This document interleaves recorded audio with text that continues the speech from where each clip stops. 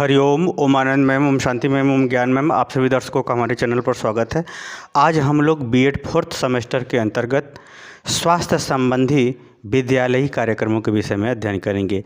स्वास्थ्य संबंधी विद्यालयी कार्यक्रम का क्या तात्पर्य है, यानी कि विद्यालय को स्वस्थ ढंग से संचालित करने के लिए जो आवश्यक परिस्थितियाँ होती हैं वो कैसी होती हैं, इसी के विषय में हम लोगों को अध्ययन करना है। अगर हम स्वास्थ्य की बात करें तो विद्यालय का जो है भौतिक वातावरण कैसा है, यानी विद्यालय की बनावट कैसी है, स्थान कैसा है, प्रकाश कैसा है, पेयजल व्यवस्था इत्यादि सब कैसी है, ये हुआ इसका भौतिक वातावरण। वही दूसरा, अगर हम स्वास्थ्य संबंधी वातावरण करें बात, तो विद्यालय में जो है शारीरिक स्वास्थ्य के संबंधी देखभाल के लिए कौन कौन सी व्यवस्था है। तीसरा, स्वास्थ्य संबंधी कौन सी जानकारी दी जाती है, कौन सी उसको शिक्षा दी जाती है, ये सब बारे में जो है हम लोग संपूर्ण ढंग से विचार करने का विचार इस वीडियो के अंतर्गत करेंगे। अगर हम विद्यालयी स्वास्थ्य कार्यक्रमों के अंतर्गत अगर हम व्यवस्थित रूप से देखें तो 3 महत्वपूर्ण घटक शामिल होते हैं। एक विद्यालयी वातावरण, जिसको स्वस्थ वातावरण कहते हैं या अनुकूल वातावरण कहते हैं। दूसरा है स्वास्थ्य सेवाएं, तीसरा है स्वास्थ्य शिक्षा। तो विद्यालयी स्वास्थ्य वातावरण के अंतर्गत यानी विद्यालय को स्वस्थ ढंग से संचालित करने के लिए कौन कौन सी क्रिया या गतिविधि की जाती है, उसको हम लोग, ये 3 महत्वपूर्ण क्रियाएं हैं, उसको हम लोग अलग अलग करके देखेंगे। तो पहला है स्वस्थ वातावरण। स्वस्थ वातावरण का मतलब यहाँ तात्पर्य है कि अनुकूल वातावरण। कैसे वातावरण? अनुकूल वातावरण। किसके अनुकूल? स्वास्थ्य के अनुकूल, यानी अध्यापक के शरीर पर, अध्यापक के जीवन पर, विद्यार्थी के जीवन पर, विद्यार्थी के शरीर पर कैसी अनुकूल परिस्थितियां होंगी या कैसी अनुकूल परिस्थितियां रखी जाएं कि हमारा विद्यालय स्वस्थ ढंग से संचालित हो। हम लोग पहले एक भाग देखेंगे, फिर इसको अगले वीडियो में दूसरे तीसरे को अगले वीडियो में हम लोग देखेंगे। तो इसमें जो है अनुकूल वातावरण कैसा रखना होगा, तो पहला है भौतिक वातावरण। अनुकूल वातावरण के अंतर्गत क्या रखेंगे? पहले भौतिक वातावरण। भौतिक वातावरण का तात्पर्य है कि जिसे हम देख सकते हैं, महसूस कर सकते हैं, प्रत्यक्ष रूप से वो हमारे क्रिया विधि को, जीवन को, स्वास्थ्य को प्रभावित करता है, लाभ पहुंचाता है, स्वस्थ बनाता है, तो उसे हम कहते हैं भौतिक वातावरण। जैसे आपका अगर विद्यालय अच्छे जगह पर स्थित है, जहाँ शांति है, जहाँ पर धूल नहीं आता, प्रदूषण नहीं आता, तो आपका क्या होगा? स्वास्थ्य अच्छा होगा। यानी विद्यालय की स्थिति अनुकूल होना चाहिए पढ़ाई के और शारीरिक स्वास्थ्य के, क्योंकि वहाँ भीड़ बढ़ेगी, बच्चे बढ़ेंगे, तो उसके अनुसार वैसा वातावरण या वैसे स्थान पर होना चाहिए। भवन, विद्यालय में भवन कैसे बने हुए हैं, कितने कमरे हैं, साफ़ सुथरा होना चाहिए भवन। भवन में जो छत है उसकी ऊंचाई अधिक होना चाहिए, नहीं तो आवाज़ भी टकराती है, गर्मी भी ज़्यादा लगती है। तो भवन अच्छा सा होना चाहिए। पेयजल की पर्याप्त व्यवस्था होनी चाहिए, तब वो हमारे शैक्षिक वातावरण में भी सहयोग करता है और शारीरिक स्वास्थ्य में भी सहयोग करता है। शौचालय साफ़ सुथरा होना चाहिए, पर्याप्त होना चाहिए, लड़कों का अलग, लड़कियों का अलग, स्टाफ का अलग होना चाहिए। स्वच्छता, साफ़ सफाई होना चाहिए, साफ़ सफाई व्यवस्थित। क्लास में प्रकाश भी होना चाहिए पर्याप्त रूप से।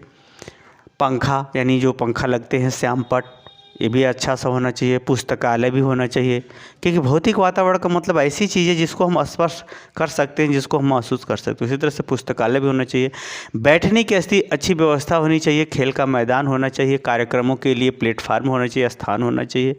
यानी ये सब चीज़ें क्या है, एक भौतिक वातावरण को जन्म देती हैं जो हमको पढ़ाई के अनुकूल या अधिगम सीखने के अनुकूल बनाती हैं, और साथ ही हमारे शारीरिक स्वास्थ्य पर भी अनुकूल असर छोड़ती हैं।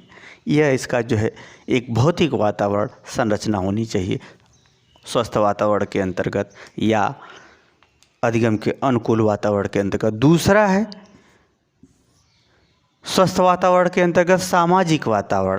सामाजिक वातावरण का मतलब होता है जो वहाँ की सामाजिक स्थिति बनती है विद्यालय के अंदर, जो संबंधात्मक स्थिति बनती है, चाहे अध्यापक के बीच में हो, चाहे विद्यार्थी और अध्यापक के बीच में हो, चाहे अध्यापक प्रबंधक के बीच में हो, प्रिंसिपल के बीच में हो, अन्य कर्मचारियों के बीच में हो। तो वहाँ पे जो बहुत सारे स्टाफ हैं उनका आपसी संबंध अच्छा अनुकूल और व्यवस्थित और सही दिशा में होना चाहिए।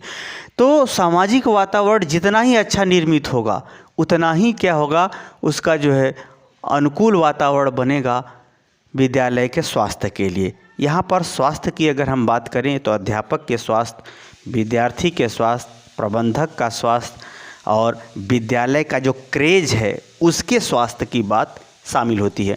तो अध्यापक और विद्यार्थी के बीच, अध्यापक और अध्यापक के बीच, अध्यापक और अध्यापिका के बीच, अध्यापक और सेवक के बीच, अध्यापक और समाज, अध्यापक का ऐसा भी व्यवहार होना चाहिए जो समाज में वह इज्जत पाने के लायक हो। साथ में अध्यापक, प्रबंधक या प्रधानाचार्य इत्यादि सभी के बीच में उचित और अनुकूल, व्यवस्थित और सही संबंध, सही दृष्टिकोण, सही व्यवहार होना चाहिए। इसके संग संग सामाजिक वातावरण के अंतर्गत जो सांस्कृतिक कार्यक्रम होते हैं, जो समाज से संबंधित किसी समाज की गतिविधि को बताने के लिए, समझाने के लिए कार्यक्रम होते हैं, वह भी होना चाहिए। साथ में जो राष्ट्रीय पर्व होते हैं, राष्ट्रीय पर्व जैसे महात्मा गांधी जी की जयंती है, स्वतंत्रता दिवस, गणतंत्र दिवस, जो भी हैं उसको भी इसके अंतर्गत आयोजन होना चाहिए। साथ में कोई अभियान के माध्यम से जो जागरूकता फैलाई जाती है, जो रैली निकाली जाती है, जैसे स्कूल चलो अभियान है, वृक्षारोपण का अभियान है, तो ये सब कार्यक्रम भी आयोजित होना चाहिए या विद्यालय में। उसी तरह से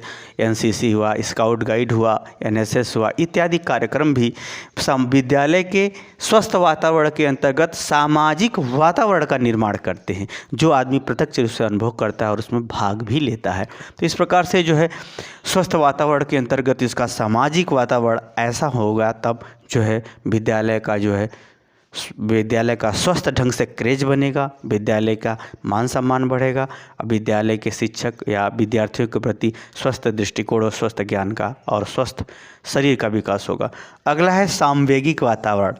ये भी स्वस्थ वातावरण के अंतर्गत आता है, क्योंकि ये सभी पहलू, अभी तो हम लोग स्वस्थ विद्यालय के अंतर्गत एक पार्ट को देख रहे हैं। स्वास्थ्य सामवेगिक जो वातावरण होता है, यानी जो भावात्मक वातावरण होता है, ये अभी बना, यानी अध्यापकों में पढ़ाने की प्रबल इच्छा हो, उनमें एक होड़ सी बनी हो, रिस्पांसिबिलिटी को समझें, अपने दायित्व को समझें, क्लास को लें, उसमें रुचि लें, उसको ध्यान दें, स्वयं विद्यार्थियों को प्रेरित करें पढ़ाई के लिए, साथ में अपने कार्यों के प्रति तत्परता उनमें हो और एक दूसरे के प्रति सहयोग की भावना हो, एक दूसरे के प्रति सहानुभूति को। ऐसा नहीं कि अध्यापक के लिए कमेंट करे, अध्यापक के प्रति सहानुभूति, सम्मान रखे और अपने कर्मों के प्रति वो निष्ठावान हो।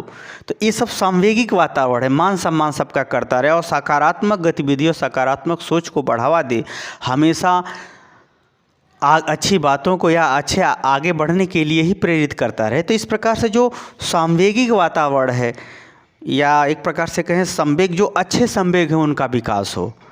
ऐसा नहीं है कि गलत संवेगों को बढ़ावा दें, जैसे कोई उल्टा सीधा कमेंट करे तो उसको पिटाई करे, उसको रोके। कहने का मतलब है कि अगर गलत संवेग बढ़ेंगे तब हमारे विद्यालय का माहौल बिगड़ेगा, हमारे विद्यालय का स्वास्थ्य खराब होगा, विद्यार्थी का मानसिक स्वास्थ्य खराब होगा। इस प्रकार से अगर हम देखें तो ये जो सामवेगिक स्वास्थ्य है, इसको मानसिक स्वास्थ्य भी हम कह सकते हैं, भावात्मक स्वास्थ्य भी कह सकते हैं। तो ये भावात्मक और मानसिक स्वास्थ्य को अच्छे ढंग से बनाने के लिए भी हमें स्वस्थ वातावरण का निर्माण इन विभिन्न गतिविधियों को या विभिन्न क्रियाकलापों को स्वीकार करते हुए करना पड़ता है या करना होगा। तो इस प्रकार से अगर हम देखें तो स्वस्थ वातावरण यह जो है हमारा मानसिक वातावरण तैयार करता है, और यह जो है सामाजिक वातावरण तैयार करता है, यह भौतिक वातावरण तैयार करता है। ये तीनों वातावरण हमारे विद्यालय के स्वास्थ्य पर अनुकूल प्रभाव छोड़ते हैं या अनुकूल प्रभाव करते हैं या अनुकूल प्रभाव को जन्म देते हैं। तो अब दूसरी यह है इसमें स्वास्थ्य संबंधी सेवाएं। स्वास्थ्य संबंधी सेवाएं, इसमें हम लोग चिकित्सकीय के बारे में अध्ययन करेंगे कि विद्यालय को चिकित्सकीय यानी सेवाएं जो होती हैं, जैसे बालक को चोट लगना, किसी का एक्सीडेंट होना, एकाएक तबीयत खराब होना, बेहोश हो जाना, गस्ती खा के गिर जाना, इत्यादि सभी बातों को चिकित्सकीय सेवाओं के अंतर्गत, ये जो शरीर से संबंधित चिकित्सा होती है, जो तत्कालीन उपचार या प्राथमिक उपचार के लिए आवश्यक होते हैं, उसको हम लोग अगले वीडियो में देखेंगे। फिर स्वस्थ रखने के लिए कौन कौन सी शिक्षा दी जानी चाहिए, उसका हम लोग अगले वीडियो में अध्ययन करेंगे। मुझे उम्मीद है कि स्वस्थ विद्यालय कार्यक्रम के अंतर्गत एक भाग को आप स्पष्ट रूप से समझ गए होंगे। समझ गए हैं तो कमेंट बॉक्स में ज़रूर बताइए। साथ ही मेरे चैनल को लाइक शेयर सब्सक्राइब भी कीजिए। हरिओम।